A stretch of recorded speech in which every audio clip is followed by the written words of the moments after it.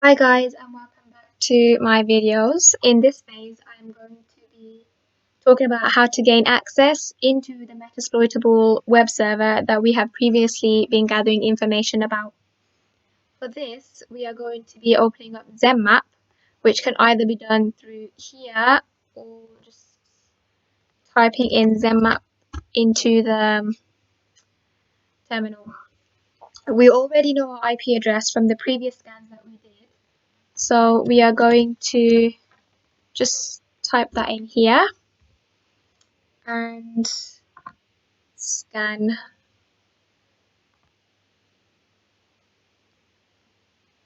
I'm only showing you this, I have showed this before, but I'm doing this again just so we have all this information present.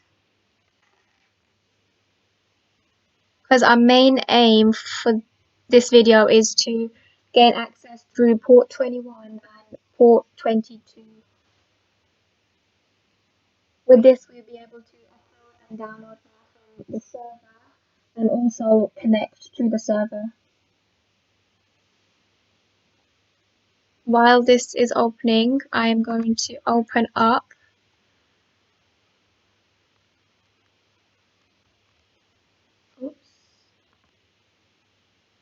MSF console.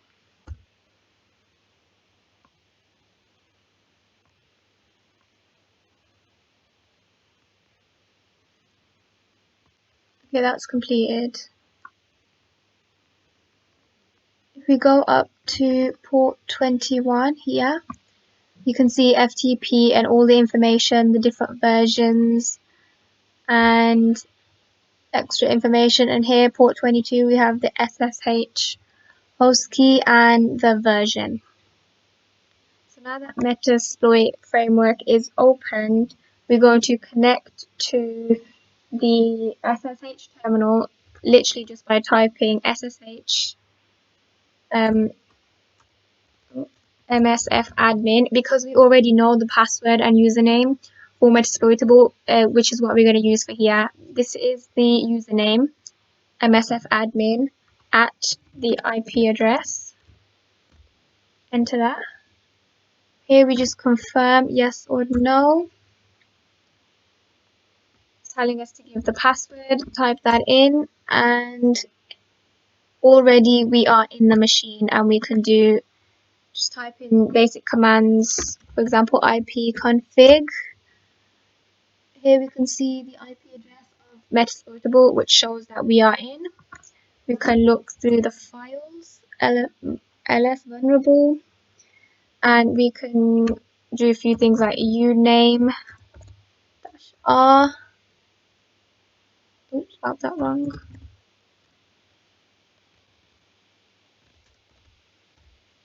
Here we have the server version, uname a, and a bit more information.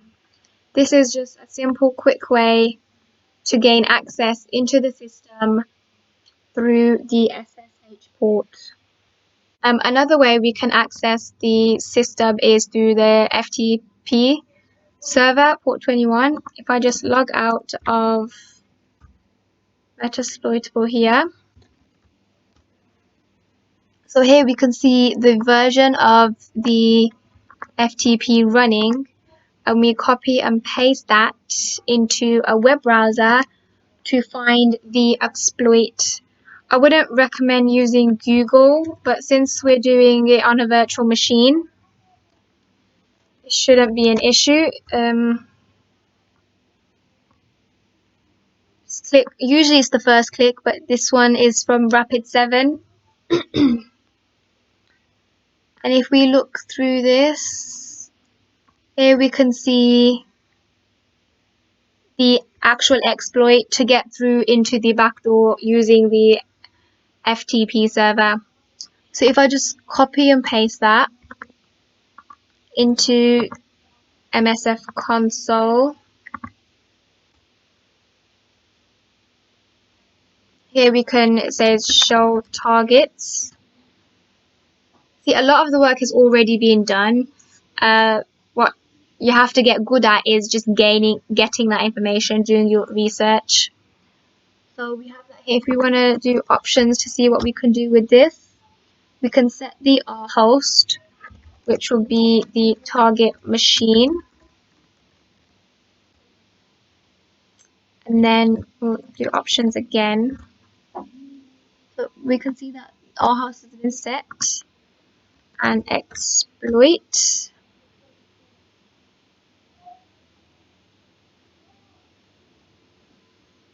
Here we can see a session has been opened, and we are in the. If we just type in the IF config, we are inside Metasploitable again, because we can see the IP address. Again, we can just do like basic commands to see that we actually are. CLS, rename R.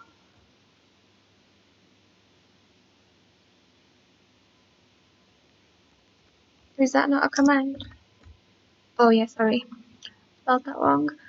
Yeah, so we're basically in Metasploitable again. If I clear that and log out,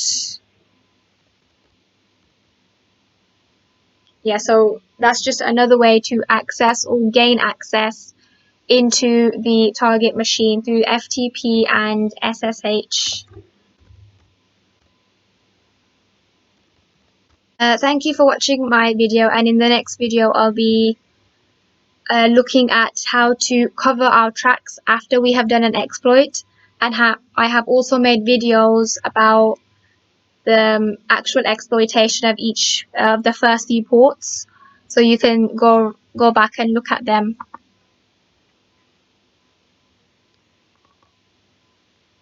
And again, just a quick disclaimer, any information that is provided is for educational purposes only, and the site is not responsible for any misuse of information.